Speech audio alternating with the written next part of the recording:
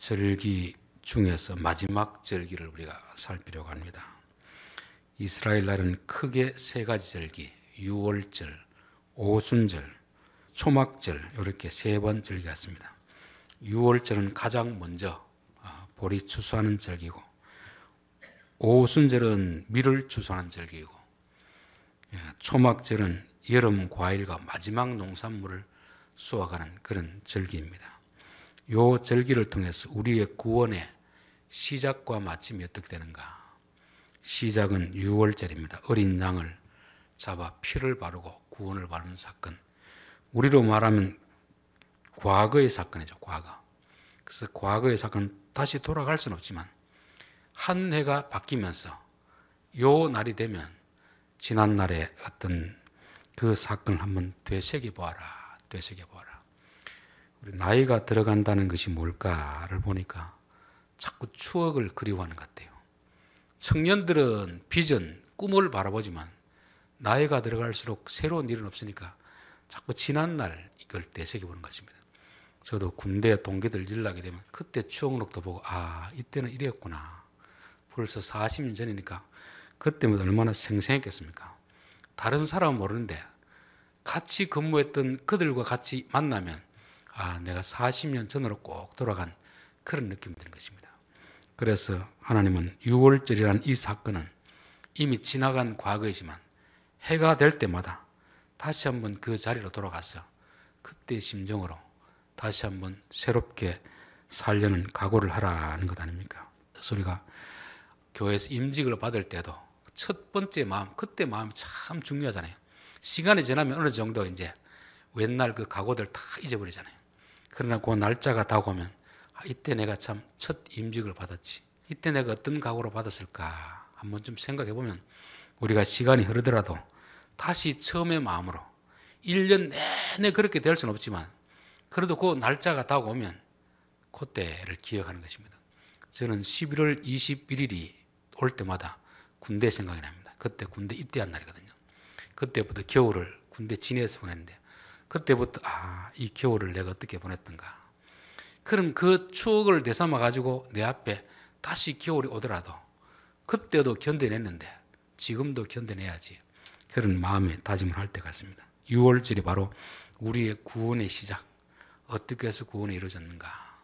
하나님의 은혜로 이루어졌음을 다시 한번 상기시키는 절기이고, 오순절은 그로부터 50일째 7주 7일이 7번 넘어가도록 그렇게 해서 밀을 베는 시간인데 우리는 말하면 성령 강림하는 그런 시점입니다.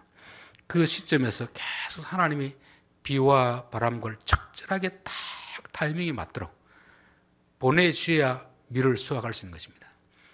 애굽 같은 경우는 나일강이 워낙 물이 풍성하니까 하나님이 안 도와줘도 되지만 가나안 땅은 하나님이 안 도와주면 농사가 안 됩니다. 아무리 열심히 해도 하나님이 딱 때에 맞도록 북서풍을 불게 하고 동남풍을 불게 하고 비바람이 오게 하고 또 건조하게 하고 여기 타이밍이 딱 맞도록 그렇게 돼야 되거든요. 그래서 사람이 농사를 열심히 지어도 하나님이 적절한 때 적절한 양의 비와 바람을 부르지 않으면 안 된다는 것입니다. 여러분, 성령의 역사라는 것은 우리의 노력으로 되어지는 게 아닙니다. 여러분, 오순절 성령 강림은 마가 다락방에 있는 사람들이 기도해서 일어난 역사입니까? 하나님의 약속하신 것이 이루어진 겁니까?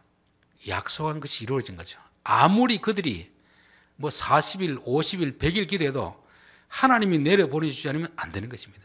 그들은 하나님이 약속한 그때를 기다리면서 기도하는 것입니다. 오늘날 성령의 역사도 마찬가지입니다.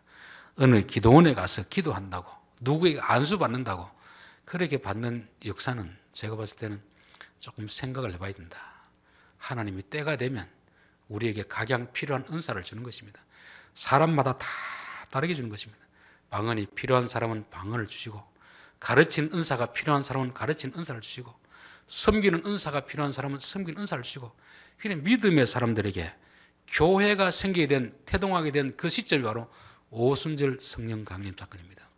그러니까 예수를 믿는 유월절 사건은 개인의 영적 구원이 시작된 지점이라고 한다면 오순절은 바로 교회가 시작된 그런 시점을 말하는 것입니다. 그래서 우리가 교회에서도 제대로 섬기기 위해서는 성령의 역사가 있어야 된다. 우리도 성령님 역사하기를 기다리면서 기도해야 되지만 성령님이 하나님께서 보내주시는 그 때에 맞게끔 우리에게 임하신다는 걸 보여주는 것입니다. 그리고 초막절은 이제 추수의 마지막 1년 농사의 끝자락을 말하는 거죠. 우리는 말하면 구원의 완성되는 단계, 예수님이 재림하시고 천국의 혼인잔치를 베푸시는 그 잔치를 예표하는 절기가 바로 초막절인 것입니다. 23장 33절 여호와께서 모세에게 일러 가라사대 이스라엘 자손에게 고하여 이르라 7월 15일은 초막절이니 여호와를 위하여 7일 동안 지킬 것이니라. 야, 요 앞에 7월달, 여기는 이스라엘 달력으로는 7월이고 우리로 말하면 10월입니다. 요 앞에 두 가지 행사가 있었죠. 기억나십니까? 지난주에 했는데 나팔절, 7월 1일 나팔절, 7월 10일 대속제일. 나팔절은 나팔을 불어서 다 모이는 것입니다. 예행 연습하는 거죠. 속죄일 되면 다 자기의 죄를 씻는 것입니다. 각각 개인이 씻는 것이 아니고 대제사장이 1년에 한 번 지송소에 들어가서 이 백성들을 위한 죄를 속죄받는 그런 기간입니다. 그럼 초막절은 누가 오는 기간이겠습니까? 신랑 대신 예수님이 오는 기간이죠. 신랑이 오기 전에 마지막으로 우리가 우리의 몸과 마음을 깨끗하게 씻는 그런 행사를 준비하는 것이고 이제 신랑이 올 때를 대비해서 그렇게 하는 것입니다. 이제는 7월 15일이 되면 여호와를 위하여 초막절을 지키라 하는 것입니다. 이 날은 우리를 위한 날이 아니고 여호와를 위한 날입니다. 그리고 여호와를 위한 것이 곧 우리의 날이기도 한 것이죠. 여러분, 농사를 짓는다는 것은 우리가 열심히 봄에 씨를 뿌리고 거름을 주고 다 갖고 오야 되지만 결정적으로 누가 도와줘야 됩니까? 하나님이 도와줘야 되는 거죠. 하나님이 안 도와주면 우리의 수고는 수포로 돌아가는 것입니다. 우리는 아무것도 안 하고 있을 때 하나님 도와준다고 이게 되겠습니까? 여러분, 구원이라는 것은 전적인 하나님의 은혜로 되지만 구원받은 이후의 삶은 우리와 하나님과 협력의 협력. 우리가 아무리 노력해도 하나님이 안 도와주면 안 되는 것이고 하나님이 아무리 도와주려고 해도 우리가 씨를 뿌려놓지 않고 우리가 거름을 주지 않으면 또 안 되는 것입니다. 그래서 우리가 성화라는 과정은 반드시 우리의 노력과 하나님의 도우심이 이 두 개가 다 일치해야 되는 거예요. 일치. 그래서 우리가 아무리 노력해도 안 될 수도 있고 될 수도 있고 하나님이 도와주시면 되는 것이고 하나님이 안 도와주면 안 되는 것이 우리의 성화 과정입니다. 시편 127편 1절에도 여호와께서 집을 세우지 아니하시면 세우는 자의 수고가 헛되며 여호와께서 성을 지키지 아니하시면 파수꾼에 깨어 있음이 헛되도다. 너희가 일찍 일어나고 늦게 누우며 수고의 떡을 먹음이 헛되도다. 근데 우리가 아무리 노력해도 하나님이 안 도와주시면 아무런 열매가 없는 것이고 열매가 있어도 아주 좋지 않는 열매, 우리는 상품이 안 되는 그런 열매를 거둘 수밖에 없는데 우리가 추수 후에 좋은 열매를 거두었다는 것은 누구의 도움이 있었다는 겁니까? 하나님의 도움이 있었기 때문에 하나님 앞에 감사드리는 그런 것입니다. 하나님이 왜 이걸 하라고 하냐면 이걸 안 하면 마치 자기가 잘해서 그렇게 된 것처럼 착각할 수 있기 때문에 그렇습니다. 신명기 8장 12절 보면 내가 먹어서 배부르고 아름다운 집을 짓고 거주하게 되어 내 소와 양이 번성하게 하며 내 은금이 증식되며 내 소유가 다 풍부하게 될 때 내 마음이 교만하여 내 하나님 여호와를 잊어버릴까 염려하노라. 사람이 가난할 때는 어려울 때는 하나님 앞에 도움을 구하는데 우리가 잘 되면 갑자기 부자가 되면 갑자기 어떤 높은 자리에 올라가면 하나님 앞에 감사하기보다는 마음이 교만해가지고 하나님이 어디 있느냐? 내 힘으로 되었는데 내 능력으로 되었는데 이렇게 될까봐 심히 염려가 된다는 것입니다. 그렇게 해서 하나님은 우리의 교만한 마음을 알기 때문에 잘 될 때는 항상 하나님 앞에 와서 감사하라 감사. 요즘 우리가 도시 사람들은 농사는 안 짓지만 꼭 추수 때만이 아니라 나에게 어떤 좋은 결과가 나타났을 때는 하나님의 도우심을 우리 인정하고 하나님 앞에 감사하라는 것입니다. 첫날에도 마지막 날에도 성회로 모이라 하는 것입니다. 7일을 지키는데 첫째 날에도 마지막 날에도 모이라 하는 것입니다. 이 절기는 개인이 하나님 앞에 감사하는 게 아니고 교회 공동체가 모여서 하나님 앞에 감사하는 그런 절기이기 때문에 그렇습니다. 여러분, 우리가 자녀들이 다 객지에 나가 있다가 언제는 다 고향에 모입니까? 명절이 되면 다 모이잖아요. 명절이 되면.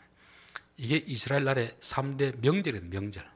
우리는 추석 명절, 구정 명절 지내지만 이스라엘 나라에서는 6월절, 오순절, 초막절 다 외국에 흩어져 있다가도 요 절기 되면 다 모이는 것입니다. 왜 모이겠습니까? 하나님의 백성이기 때문에. 왜 명절이 되면 고향 가서 부모님 앞에 다 모이겠습니까? 그 부모의 자녀들이기 때문에.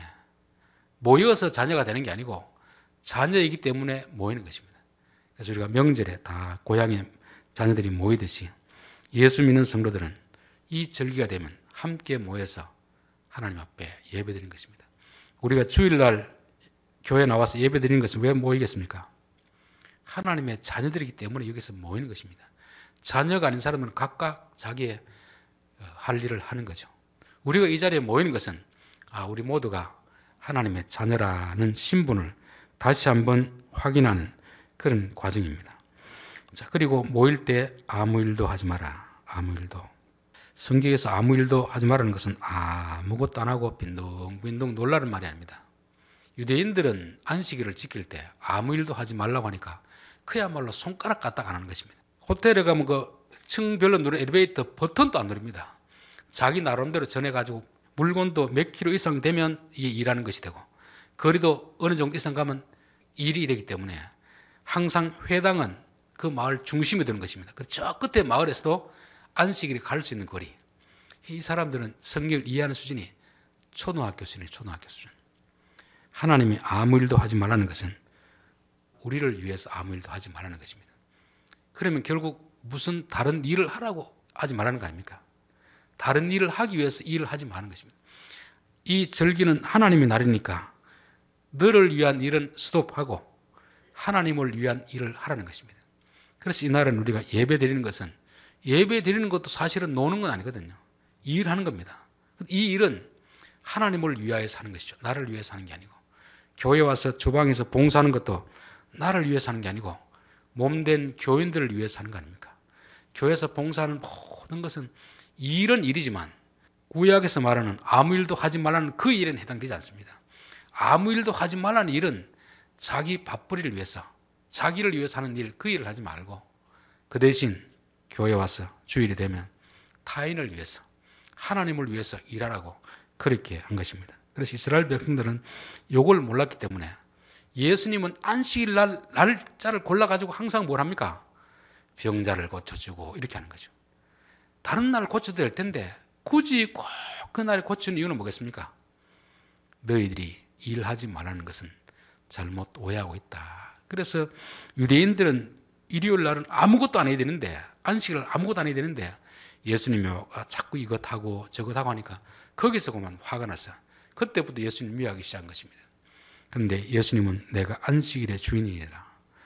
하나님 아버지가 주일날 일하기 때문에 나도 일할 수밖에 없는데 그걸 가지고 왜 시비를 거느냐 그 말 아닙니까? 그래서 우리도 옛날에 한때는 그랬잖아요. 주일날 아무것도 하지 말라고 하니까 택시를 타도 안 되고 돈을 써도 안 되고 뭐 운동을 해도 안 되고 그렇게 지킨 적이 있습니다. 물론 그게 잘 지키려고 하는 거지만 그게 형식만 추구하다 보면 유대인이 되는 거죠. 유대인. 율법주의가 되는 거죠. 하나님이 이 일을 하지 말라는 것은 우리를 위한 일을 하지 말라는 것이 그날은 하나님을 위해서 교인들을 위해서 다른 사람을 위해서 다른 사람에게 안식을 주기 위해서 일하라고 일하지 말라는 것입니다. 그래서 성경에 보면 이날 특별히 느헤미야 시대에 보면 이날에 모여서 사람이 뭘 했냐면 하나님의 말씀을 듣고 그것을 배우고 이렇게 했습니다. 그것도 어떻게 배우는 것도 일인데 그걸 일로 말하는 게 아닙니다. 성경이 말하는 아무 일도 하지 말라는 거예요. 그 개념에는 들어가지 않는다는 거죠. 자, 36절 7일 동안에 너희는 화제를 여호와께 드릴 것이요 제8일에도 너희에게 성회가 될 것이며 화제를 여호와께 드릴지니 첫째 날 마지막 날 하나님 앞에 와서 화제를 드린다는 것은 제물을 불에 다 살라서 태워 드리는 것을 말씀합니다. 왜 절기 때 하나님이 꼭 예물을 드리라고 하겠습니까? 저도 목사가 되기 전에는 헌금 때문에 좀 상처를 입은 적이 참 많이 있습니다. 성경이 말하는 정신하고 일반 집회할 때 부흥사들이 하는 그 설교는 조금 다르다는 걸 느꼈습니다. 여러분, 이단들은 항상 뭐를 강조하겠습니까? 종말을 강조하는 거죠. 곧 예수님이 재림할 테니까 여기에 있는 건 아무짝에도 필요 없다. 그러니까 어떻게 하라고 합니까? 논 팔고 집 팔고 다 교회 헌금하라는 거 아닙니까? 근데 정작 중요한 건 교주들은 그걸 가지고 다 자기 이름으로 집 사놓고 건물 사놓고 이런 것입니다. 그들이 교인들이 헌금하라는 것은 교인들을 속여가지고 자기 배를 채우는 거죠. 지금도 이단들 보면요, 이단들 교회는 돈이 엄청 많이 있습니다. 그래서 기존 교회가 어렵게 교회를 지어놓고 빚을 내가 짓다 보니까 빚을 못 갚으면 이 교회를 누가 다 사가느냐 하면 이단들이 다 사갑니다. 경매를 헐값에 그냥 막 사가는 거죠. 이단들은 왜 돈이 많겠습니까? 교인들에게 헌금을 하라고 그렇게 강요를 하거든요. 그러니까 교인들은 있는 돈 없는 다 팔아가지고 헌금해 놓으면 그 돈을 가지고 다 이단 교주들이 자기 이름으로 집 사놓고 땅 사놓고 건물 사는 거 아닙니까? 여러분, 목회자들도 잘 만나야 됩니다. 요즘 그런 분들이 많이 있거든요. 교인들을 이용해가지고 선동해가지고 자기 재산 늘리는 그런 사람이 많이 있습니다. 여러분들은 제발 그런 사람들에게 속지 않기를 바랍니다. 하나님은 왜 우리에게 뭘 갖다 바치라고 하겠습니까? 화재로 불에 태워드리면 하나님이 그 고기를 한 점이라도 드시겠습니까? 안 드시겠습니까? 우리가 교회 헌금하면 하나님이 주일날 오후에 싹 거두어 갑니까? 아니면 우리가 자체적으로 계획을 세워 사용합니까? 아니면 헌금에는 목사가 다 가져갑니까? 그렇지는 않잖아요. 이단 교주가 가져가. 그러나 기존 교회에서는 우리가 헌금한다고 하나님이 가져가는 것도 아니고 목사가 마음대로 쓰는 것도 아닙니다.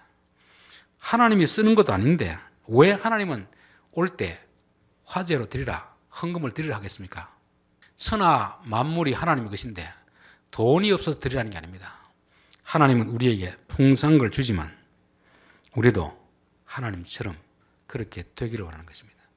받는 데 익숙하지 말고 받았으면 너희도 좀 줄 알아라. 그 훈련을 하는 것입니다.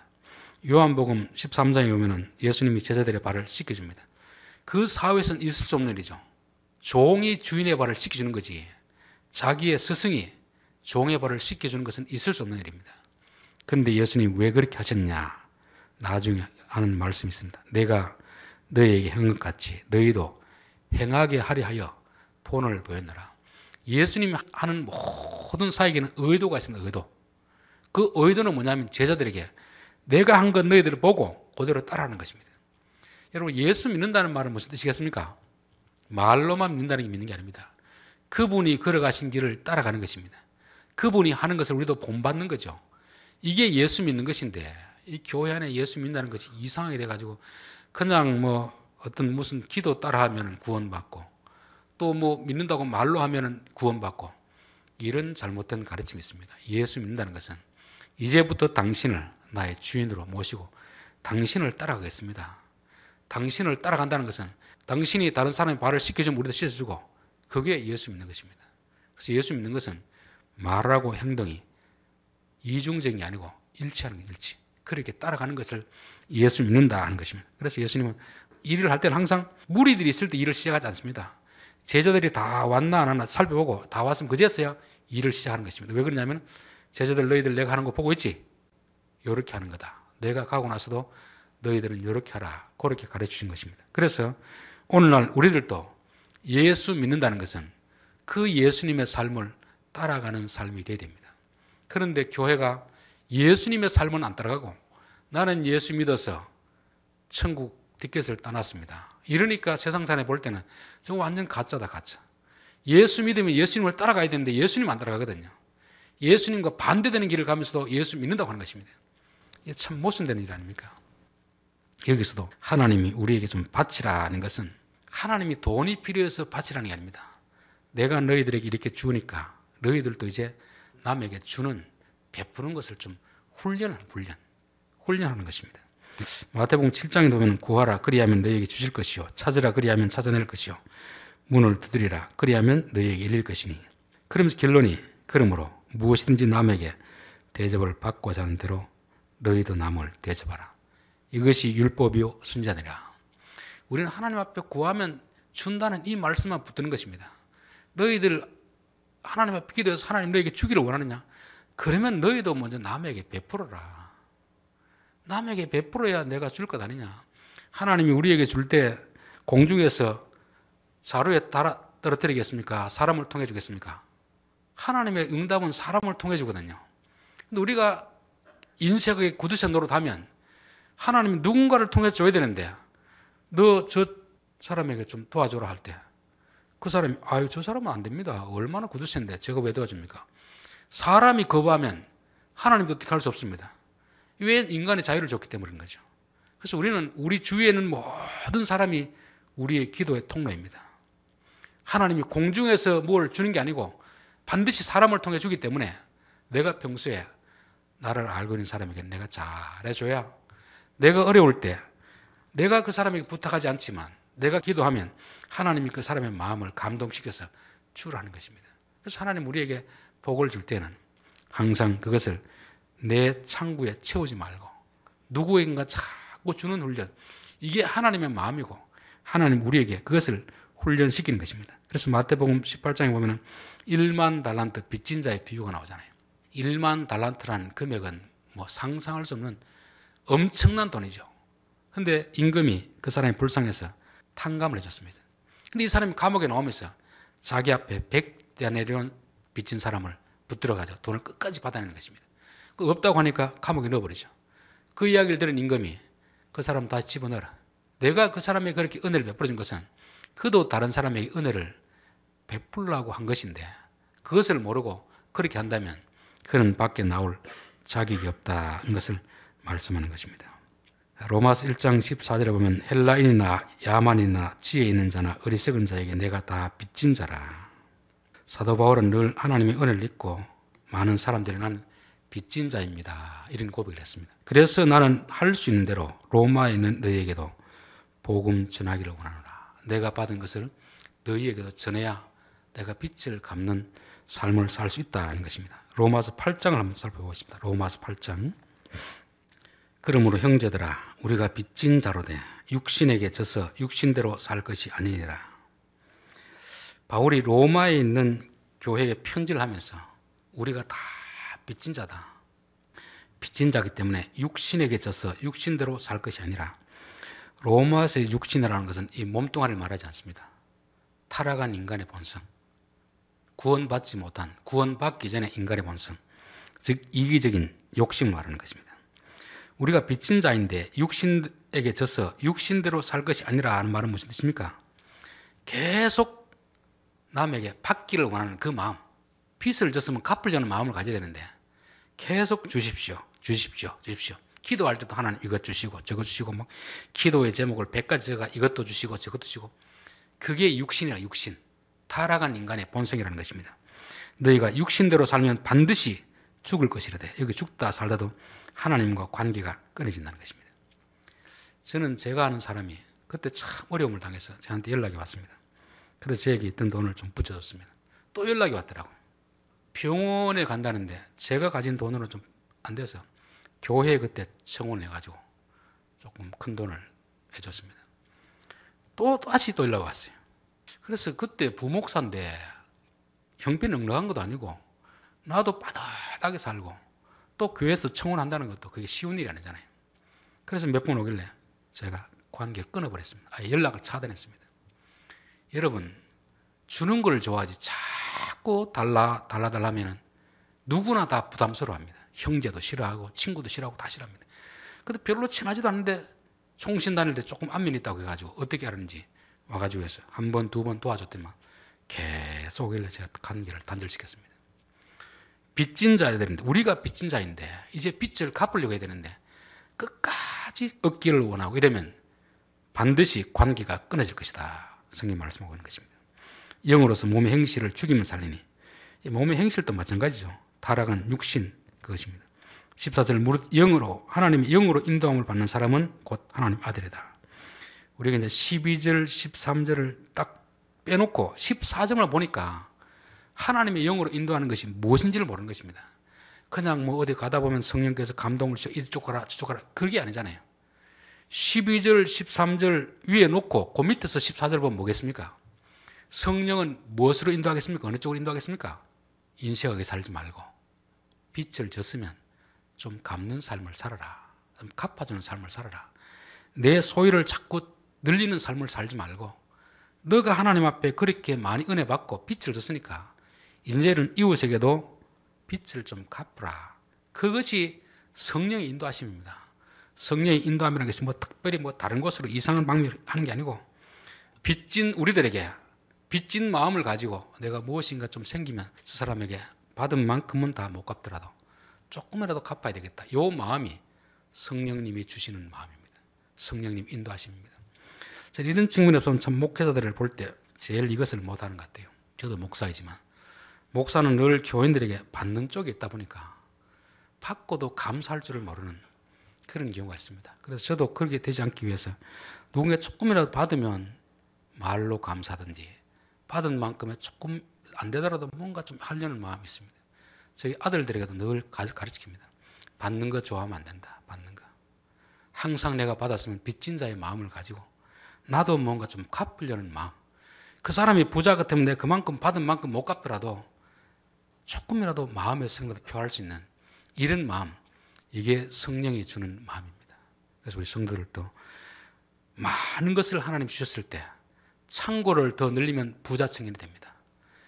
그는 그에게 재물이 많기 때문에 근심함이 떠났다는 말 아닙니까? 영생을 얻으려고 하다가도 재물 때문에 이웃을 사랑하는 마음이었기 때문에 많이 받고서도 빚진 자의 마음이었기 때문에 더 많이 가지려고 하다 보니까 그는 영생의 삶에서 그렇게 멀어지게 되는 것입니다. 성령님 우리에게 항상 너희는 빚진 자니까 자꾸 다오하지 말고 어떻게 하면 다른 사람에게 빚을 좀 갚을 것인가를 생각해라.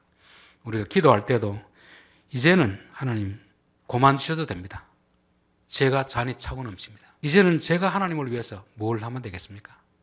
하나님 위해서 조금이라도 내가 뭘 하고 싶은데 그 뜻을 좀 가르쳐 주십시오. 이게 이제 신앙이 성숙했으면 기도가 그렇게 바뀌어야 되지 않습니까? 그게 성령께서 인도하시는 기도입니다. 기도할 때도 성령은 그렇게 인도하는 것입니다. 다오하는 기도는 육신을 쫓아 기도하는 것이고 하나님 내가 뭔가 좀 갖겠습니다. 하나님 이렇게 많이 주셨는데 하나님을 위해서도 좀 쓰고 싶습니다. 주위에 가는 이웃을 위해서 좀 쓰고 싶습니다. 이 마음이 하나님 주신 마음이라는 것입니다. 39절 너희가 토지 소산 거두기를 마치거든 7월 15일부터 7일 동안 여호와의 절기를 지키되 첫날에도 안식하고 제8일에도 안식할 것이요. 이 날에는 조금 쉬어라 이렇게 말씀하고 있습니다. 좀 쉬어라. 그동안 일 많이 했으니까 먹을 양식도 저장해놨으니까 더 욕심 부리지 말고 좀 쉬어라 하는 것입니다. 여러분 근데 쉰다는 것은 몸만 쉰다고 아무 일도 한다고 쉬는 게 아니잖아요. 뭐까지 쉬어야 됩니까? 마음의 쉼을 누리는 마음의 쉼. 성도들이 지금 주일날 와가지고 쉼을 누려야 되는데 몸은 여기 와서 일은 안 하는데 마음은 지금 콩밭에 가 있는 것입니다. 포도밭에 가 있는 거죠. 그렇게 되면 쉼을 못 누리는 것입니다. 병원에 있어도 몸은 일하지 못하는데 마음은 계속 밭에 가 있으면 그게 쉬지 못하는 것입니다. 여기에서도 이 걱정, 저 걱정, 장가 보낸 아들 걱정, 손자 걱정, 세상 걱정 다 하니까 마음에 쉼이 없는 것입니다. 우리 마태복음 한 장 더 찾아보겠습니다. 마태복음 11장 28절 수고하고 무거운 짐진 자들아 다 내게로 오라. 내가 너희를 쉬게 하리라. 나는 마음이 온유하고 겸손하니 나의 멍에를 메고 내게 배우라. 그리하면 너희 마음이 쉼을 얻으리니. 참 우리가 다 줄쳐놓은 그런 구절 아닙니까? 성경 구절. 수고하고 무거운 짐진 자들아 다 내게로 오라. 내가 너희를 쉬게 하리라. 와서 내게 좀 배워라. 예수님께 좀 배우라는 것입니다. 예수님께 뭘 배워야 되겠습니까? 뭘 배우러 가는데 뭘 배우라는 걸 알아야 되잖아요. 요절 신앙이 가지는 위험성이 그것입니다. 뭔가 배우라고 하는데 뭘 배워야 될지 모르는 것입니다. 그게 바로 앞에 20절입니다. 예수께서 권능을 가장 많이 행하신 고을들이 회개하지 아니하므로 그때 책망하시되.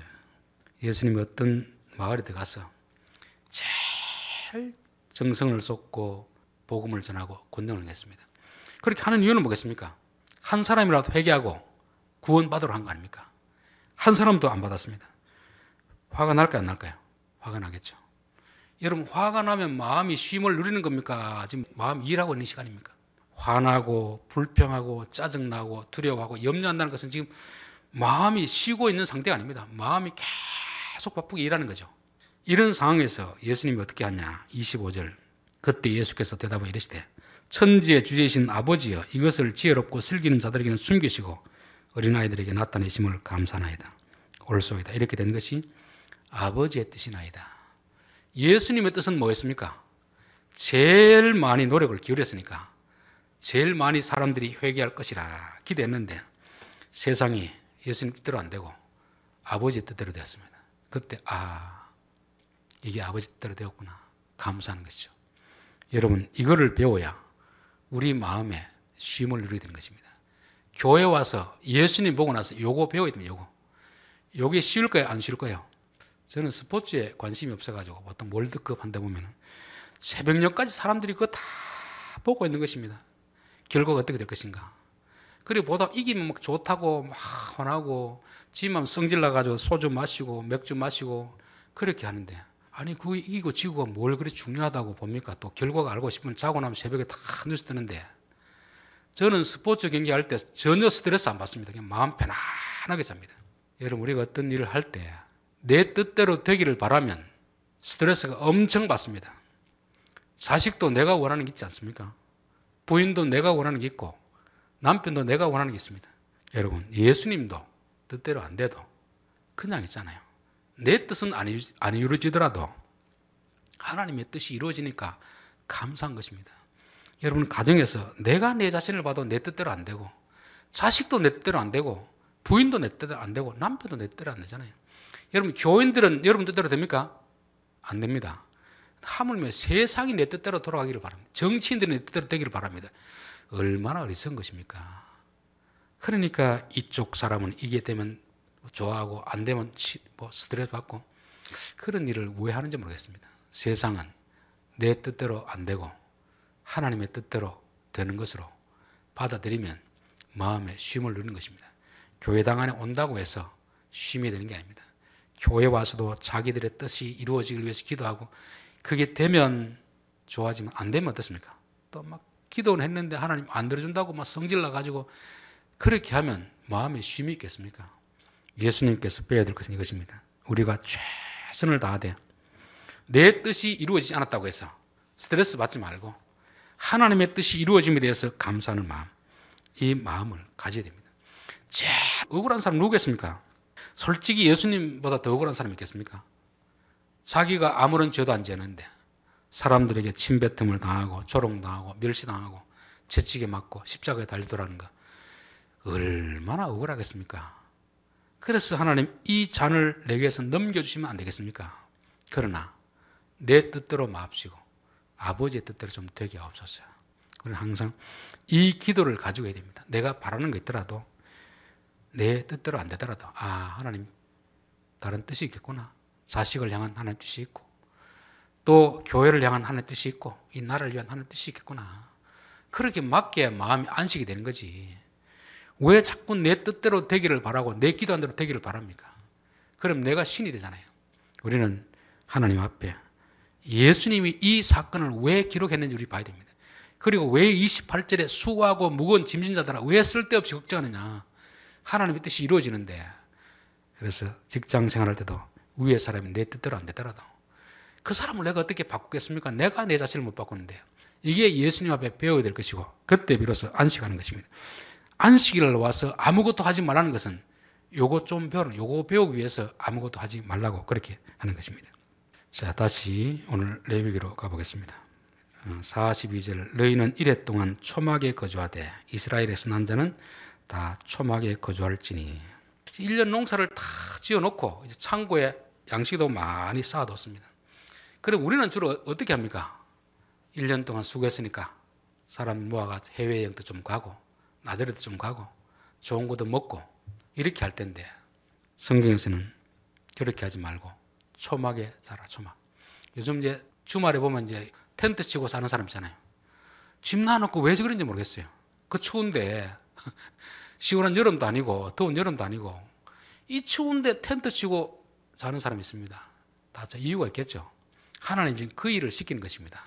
창고에 충분히 먹을 양식이 있고 집도 있는데 밖에 가서 광야에 가서 텐트 치고 일주일을 지내라는 것입니다. 하나님 왜 이렇게 하겠습니까? 이스라엘 백성들이 광야에 있을 때 40년을 광야 생활하는데 42번을 옮겨 다닙니다. 여기 있을 만하면 또 옮기고 계속 텐트 치는 삶을 사는 거죠. 이것은 바로 이 땅이 우리의 본향이 아니다. 이거 가르쳐 주는 것입니다. 하나님 우리로 하여금 자꾸 직장도 옮기고 조금 이제 정들만 하면 옮기는 것은 여기 너무 안주할까 싶어가지고 그렇게 하는 것입니다. 여러분 우리가 창고에 가득 양식이 채 있고 돈의 통장이 있으면 이제 그때부터 뭐 내가 하고 싶다 하려고 하는 거 아니겠습니까? 그러면 이 땅을 떠나고 싶을까요? 안 떠나고 싶을까요? 안 떠나고 싶겠죠. 그래서 텐트 생활하는 것은 너희들 비록 풍성함이 있을 때 여기서 안주하려는 생각 좀 버리고 언제든지 하나님 오라고 하면 갈 준비를 갈 준비. 그 훈련을 7일 동안 하는 것입니다. 그래서 우리는 이 땅에서 아무리 잘 되더라도 여기가 우리가 살 영원한 고향이 아니다. 언젠가 하나님이 여기를 그만두고 오라면 갈 준비를 해야 되는 것입니다. 그래서 목사는 항상 3가지 준비를 하라고 하잖아요. 설교할 준비, 이사할 준비, 죽을 준비. 이건 목사뿐만 아니고 성도들도 마찬가지입니다. 그리고 또 하나는 절제 훈련은 절제. 많이 있을 때 펑펑 쓰는 게 아니고 많이 있을 때 어려웠던 그 시절을 좀 훈련해라 훈련. 여러분 우리가 많이 가지면 가진다고 만족하겠습니까? 많이 가지면 가질수록 더 욕심이 커져서 더 불만족을 느끼겠습니까? 더 불만족을 느끼는 것입니다. 추수를 많이 해서 감사한 것이 아니고 정말 어려운 시절로 돌아가서 하면 감사가 되는 것입니다. 그래서 저는 청년들을 우간다, 필리핀 데려갔을 때 그들이 야 여기서 어떻게 삽니까 하는데 한 일주일 있다 보면 막 감사가 절로 나와요. 그 전에 반찬 투정 아이들도 집에 가면 반찬 투정 안 합니다. 지금 자기들 누리는 건 너무 풍요로우니까 그 일주일 동안 그 가보면 애들 3끼 먹는 애들이 없거든요.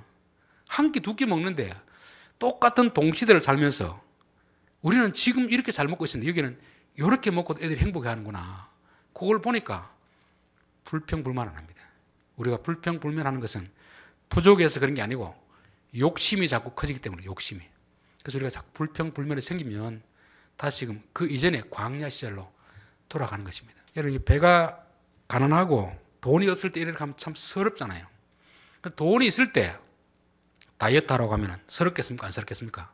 있을 때는 충분히 즐겁게 할 수 있습니다. 그래서 하나님도 이 훈련을 양식이 없을 때 하는 게 아니고 양식이 제일 많을 때 너희들 스스로 많지만 좀 즐겁게 일에 동참해라. 그러면 그 감사가 배가 되는 거예요. 배가. 야, 우리 옛날 조상들 이렇게 살았는데 이만큼 풍요로움을 주는구나. 감사가 되는 것입니다. 저는 오늘 이 시대 사람들이 데모하고 뭐 노조가 이렇게 하는 거 보면은 월급을 아무리 많이 올려줘 보십시오. 결코 만족감이 없습니다. 자꾸 나보다 더 많이 받는 사람하고 비교하다 보면 만족이 없습니다. 그럴 때 한 30년 전, 20년 전 그때 내가 생활했던 그때로 한 일주일 정도 돌아가 보는 것입니다. 일주일 하고 나면 내가 지금 가지고 있는 것이 얼마나 큰 복인가를 알게 되는 것입니다. 기도하겠습니다. 하나님 아버지, 하나님 우리에게 좋은 것을 주시고 나서 혹시라도 우리가 교만할까 싶어서 초막절을 지키라고 했습니다. 우리가 하나님 앞에 받을 때 감사한 마음을 가지게 하시고 빚진 자의 마음을 가지게 도와 주시옵소서. 늘 받는 데만 익숙한 삶이 아니라 이제 내가 받았으면 나 또한 빚을 갚는 심정으로 조금이라도 다른 사람들에게 베풀려는 그 마음, 그 훈련을 하며 살게 도와 주시옵소서. 특별히 많이 쓸 때 욕심을 따라 다 사용하는 것이 아니라 웬날 지난날 어려울 때를 생각하며 검소하게 살고 절제하는 삶을 훈련하게 도와 주옵소서. 예수님의 이름으로 기도하옵나이다. 아멘.